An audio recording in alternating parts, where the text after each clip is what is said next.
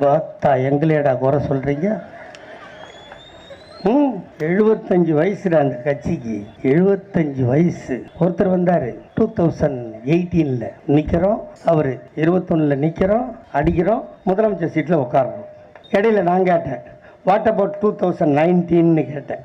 No I don't want 2019, only 2021. அவர் வீட்டுக்கு போயிட்டார். இப்போ ஒருத்தர் நிற்கிறோம், அடிக்கிறோம், 2026 முதலமைச்சர் சீட்டில் உட்காந்துக்கிறோம். What about 2019, 24? No I don't want 2024, only 2026.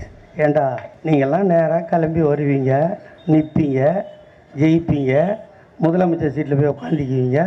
நாங்கள் குச்சி ஐஸ் வாங்கி சப்பிட்டு போகிறதுக்காக நாங்கள் கட்சி நத்தினுக்கிறோம்.